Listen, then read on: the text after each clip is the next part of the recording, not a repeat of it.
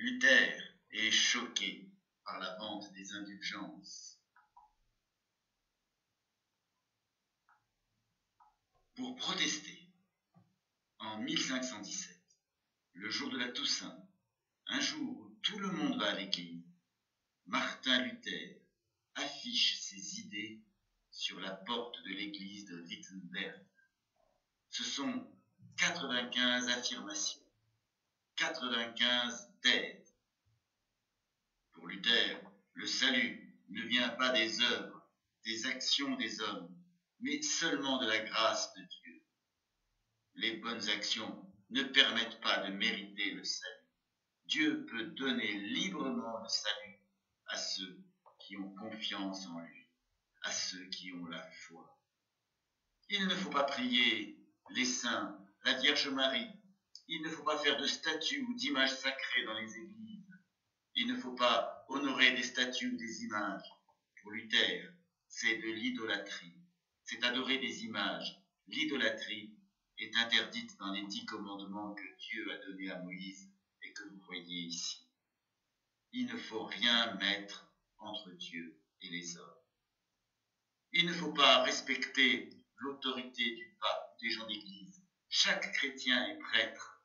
C'est l'idée du sacerdoce universel. Chaque chrétien peut et doit lire et comprendre la Bible. Ces 95 thèses ne plaisent pas du tout au pape. En 1521, Luther est excommunié. Il est exclu de l'Église catholique par le pape. Il est aussi mis au ban de l'Empire, exclu de l'Empire allemand par l'empereur catholique Charles Quint. Mais beaucoup de gens acceptent les idées de Luther. Une nouvelle religion apparaît, le protestantisme. Pour les fidèles de sa religion, Luther traduit le Nouveau Testament, puis toute la Bible en allemand en 1534 à partir de l'hébreu et du grec.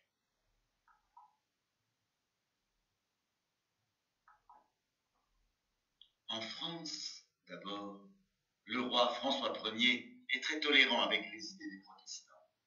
Mais un matin de 1534, en sortant de sa chambre à Blois, il trouve des affiches protestantes collées, placardées sur la porte de sa chambre. Il est en colère parce qu'on a manqué de respect à l'autorité du roi. C'est l'affaire des placards. À partir de ce moment, il réprime, il persécute, il chasse les protestants. Le protestant français, Jean Calvin, est obligé de s'enfuir à Genève. Là, il est accueilli et il organise un système théocratique. Un système politique théocratique, c'est un système où l'autorité religieuse a le pouvoir politique.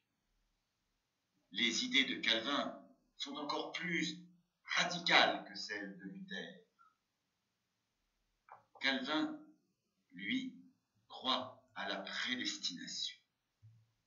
C'est-à-dire, il pense que les hommes naissent avec ou sans la grâce et qui sont destinés, dès le début de leur vie, à aller ou bien en enfer ou bien au paradis.